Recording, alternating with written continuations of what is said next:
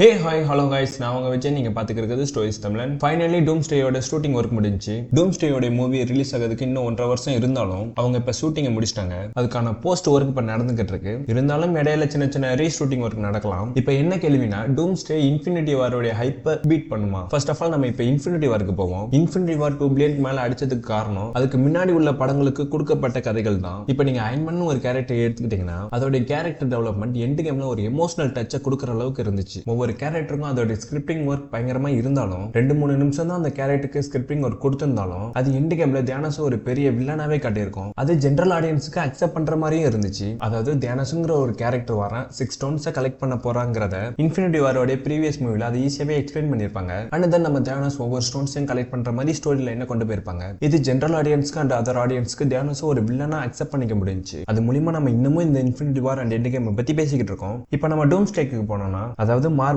Infinity சாகா முடிச்சதுக்கு அப்புறம் multiverse சாகாவை start பண்ணிருப்பாங்க. எண்ட் கேம் முன்னாடி உள்ள மூவிஸ்லாம் இன்ஃபினிட்டி சாகாஸ், அதுக்கப்புறம் உள்ள மூவிஸ் மல்டிவர்ஸ் சாகாங்கிற மாதிரி நடந்துகிட்டு இருக்கும். அதுக்கடுத்து மார்வல் ஒவ்வொரு கேரக்டருக்கும் கேரக்டர் டெத்துங்கிறது கொடுத்தாங்களா? அது கண்டிப்பா இல்ல. ஏன்னா மார்வல் ஃபீமேல் கேரக்டர் கொண்டு வரங்கிற பேர்ல அவங்கள வச்சு ஃபன் பண்ணிக்கிட்டு இருந்தாங்க. அதுக்காக நான் ஃபீமேல் கேரக்டரே வேணாம் நான் சொல்லல. அது ஃபேன்ஸ் மத்தியில கனெக்ட் ஆகல. அதுவும் இல்லாம மார்வல் கேங் டைனசிட்டிங்கிற மூவி தான் கொண்டு வரதா இருந்தாங்க. அந்த கேரக்டருக்கு ரியல் லைஃப்ல பிரச்சனைனால அந்த மூவியை டெலீட் பண்ணிட்டாங்க. அதுக்கடுத்து மார்வல் இப்படியே போனா சரிப்பட்டு வராதுங்கிறத புரிஞ்சுக்கிட்டு டூம்ஸ்டேங்கிறத அடுத்ததா அனௌன்ஸ்மெண்ட் பண்ணாங்க. அதுல நம்ம டாக்டர் டூம் தான் வில்லங்கிறத காமிக்கான அனௌன்ஸ்மெண்ட் பண்ணது இல்லாம கேட்டவே நம்ம ஆடிஜே தான் டாக்டர் டூமா நடிக்க போறதா பப்ளிஷ் பண்ணிட்டாங்க. அதுக்கு ரீசன் அவங்க மல்டிவர்ஸ் சாகால கொடுத்த மொக்க படங்கள். இன்ஃபினிட்டி சாகால ஸ்டோரி லைனை கரெக்டா கொண்டு வந்திருப்பாங்க. அது மூலமா நம்ம அடுத்த மூவிகளை ஈஸியா நம்மளால கனெக்ட் பண்ணிக்க முடியும். ஆனா மல்டிவர்ஸ் சாகால ஏகப்பட்ட தேவையில்லாத ஃபோர்ஸ் ஸ்கிரிப்ட்ஸ் இருக்கு. அடுத்த வருஷம் டூம்ஸ்டே ரிலீஸ் ஆக போகுது. ஆனா மார்வல் கொடுத்த ஒவ்வொரு மூவியும் இன்னும் எந்த மாதிரி கனெக்ட் ஆகுறது நம்மளால புரிஞ்சுக்க முடியல. ஃபேன்ஸ் மத்தியில அந்த ஒரு வீக் பாயிண்ட் மட்டும் தான் இருக்கு. சோ டூம்ஸ்டே அண்ட் சீக்ரெட் வார் ஒரு டைம் சம்பந்தமான ஒரு மூவி. அது ஜெனரல் ஆடியன்ஸ்க்கு ஈஸியா புரிஞ்சுக்கணும்னா நல்ல ஒரு ஸ்கிரிப்டிங் ஒர்க் டூம்ஸ்டேக்கு கொடுத்தாகணும்.